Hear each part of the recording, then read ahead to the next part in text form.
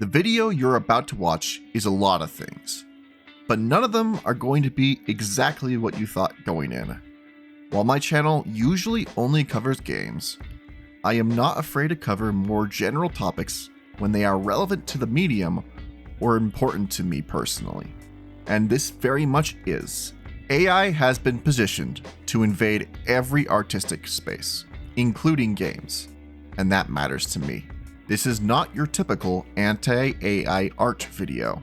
The core of what I'm arguing here is very fundamental and different from the usual conversation revolving around theft, but it's no less important.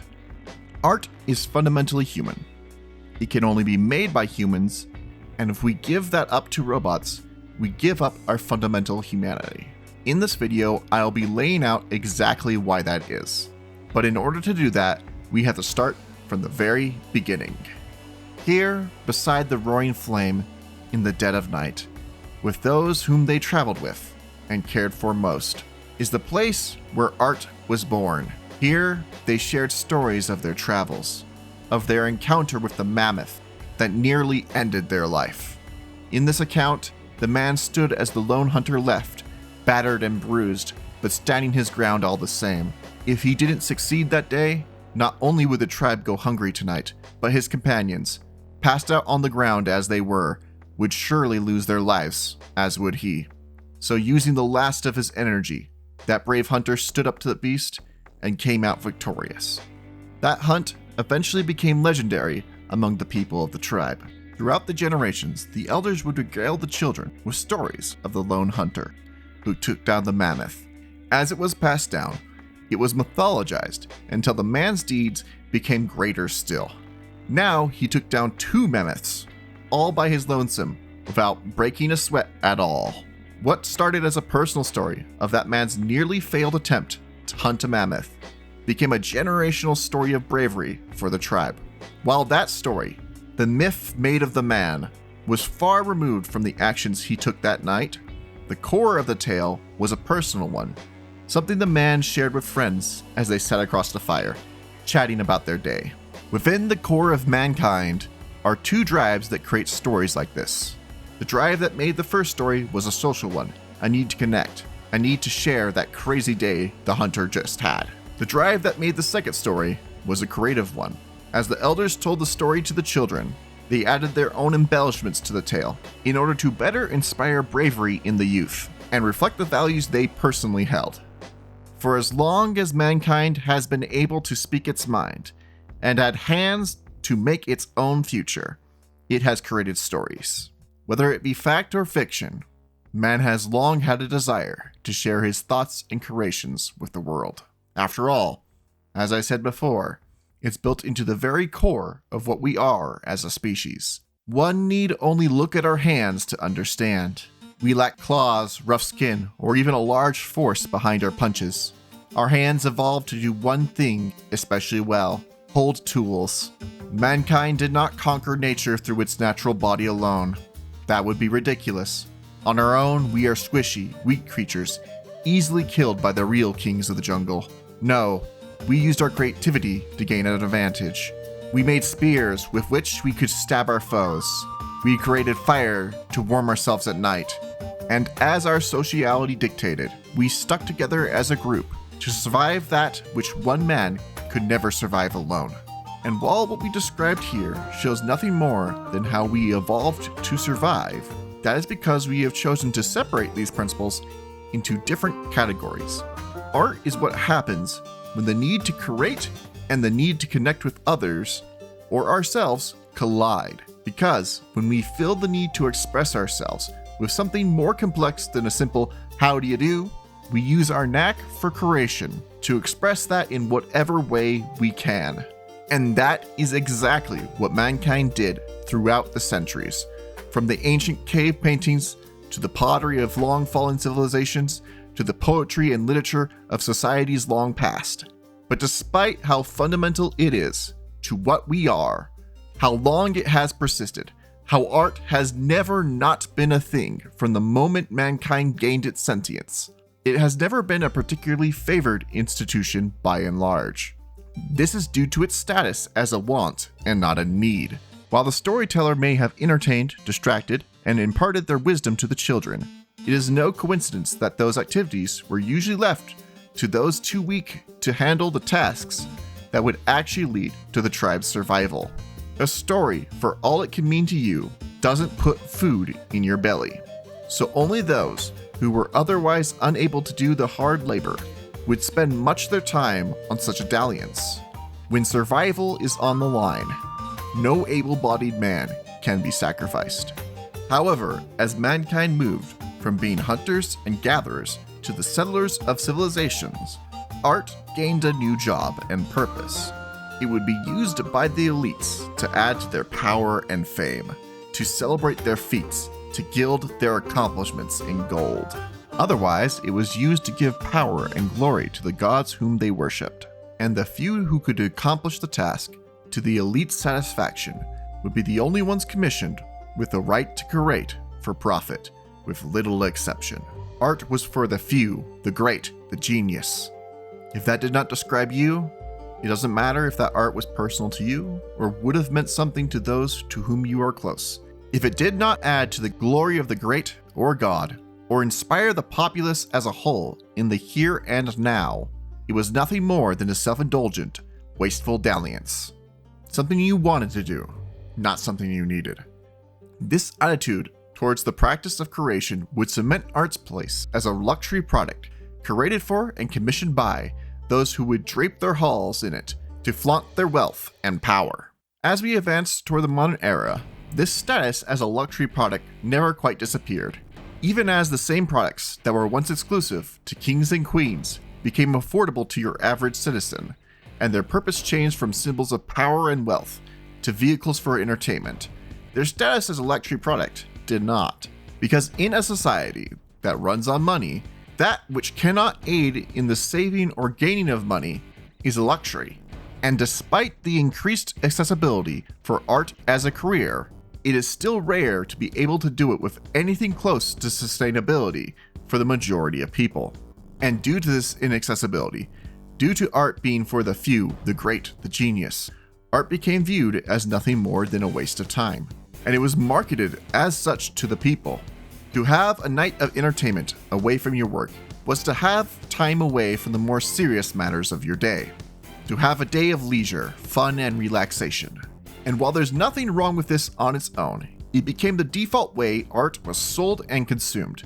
Its status as nothing more than a distraction put the idea into the hearts and minds of the people, and especially corporations, that anything sufficiently distracting could eventually suffice to replace it entirely. And now, with the advent of AI, corporations think they have finally found it. Something that might become the cheaper way to distract people. Something they can platform in their stead. And while there have been many times throughout human history when the arts have been suppressed, this time is different. This time, instead of aiming to suppress human art by force, creed, or law, they aim to drown it out in a sea of slop from which no human art will ever rise. They do this under the guise of supposedly aiding the more rapid creation of art, when all it really does is deplatform the human to let the AI do it instead. Corporations would love nothing more than to deplatform each and every human being. We are fickle creatures, driven by our own sensibilities and morals. We are not interested as a whole in the sole pursuit of the upward line. When AI was made, among the first things they tried to do with it was mimic our ability to create. They had it consume our every thought, our every deed, our every word ever put forth on the internet. By doing this, the robot can create a startlingly realistic imitation of the human whose thoughts it was fed, able to interchangeably wear the faces of every human that ever used the internet. The robot was now able to produce a remixed simulacra of their thoughts into something that resembled art created by that human's own hand. This robot has no intention itself. It has no message. It has no thoughts. It only knows the thoughts of the person whose mask it is currently wearing. All one could find in such a work is an echo of the original intention, a human's thoughts being puppeted by a soulless copycat. If corporations could convince the people that this is the future, that the echo of their words is the same thing as their words, get the people to adopt and accept the AI's thoughts as their own, Rather than the simulation of their thoughts it is, they could freely rip and reproduce media that looks convincingly enough like entertainment to be sold to the masses anyway. But no matter how good it becomes in some big future date, no matter how close it looks to the real deal, this cannot be art, because the human experience is fundamental to art. This AI hasn't experienced anything. In fact, its state resets after every prompt. It has no memories, no experiences, no worldview. It can only echo the experiences of whose mask it is wearing, which at best is theft and at worst is a bunch of meaningless nonsense pumped out in an attempt to mask said theft.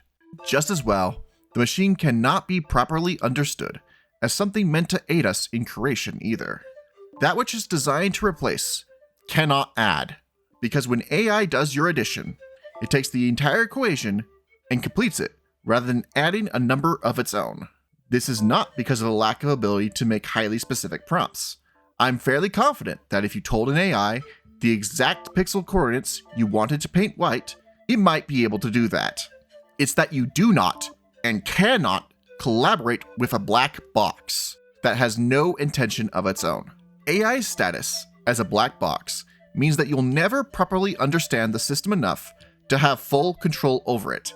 No input you give, no strike of the keyboard you make, will truly represent yourself, as you will never truly have full control over the machine. And as a robot without intention, it cannot add anything to the work itself, as it has nothing to say. It can only pull from the sea of masks it's stolen from the internet to find the one that most logically follows your request, an echo of the original intent of the many authors stored in its data, pulled without any particular bias or understanding, all to form this logical response to your prompt. Your words as well are mixed into this slurry, your mask worn as it sees fit and discarded just as easily. The result will be something that does not represent the intentions of any of those whose masks it was wearing, least of all you. In the end, it fails as a proper tool and collaborator, and this is no failure on the part of the device itself, because it was never designed to aid, only replace. Our humanity was never part of the equation, so it should be little wonder that none of it is reflected there. Only the vestigial echoes of the voices that it stole. Without that humanity, the AI itself cannot create. It can only take what is ours and present it as its own. No matter how ethical you make your dataset, it will never stop being a thief, as it has no capacity to give anything it has not already taken. And short of the AI gaining actual sentience, which is a completely different discussion, so we're going to leave that possibility out, it never will, no matter how advanced it gets, be anything more than this when it comes to art. Because without intent, it fundamentally cannot be more. Now, there are many other arguments for and against AI that can be made, but the focus of this video is very narrow, because amid this war of words about what part AI should or should not play in our lives, some of us have missed why we should care in the first place. Mankind's ability to create is not something we should give up under any circumstance. Not to people, not to governments, and certainly not to robots. AI might revolutionize and change our entire world, or it could just as easily have its bubble be burst, then crash and burn.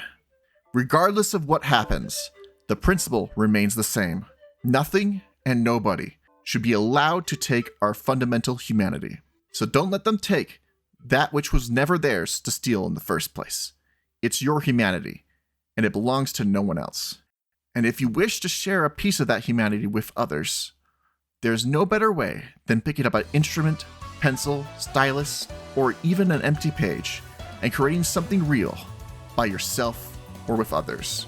And that's the end of the video. Thank you so much for watching and sticking all the way through to the end. If you like it, please make sure to like, subscribe, and share it with others, as well as leaving a comment.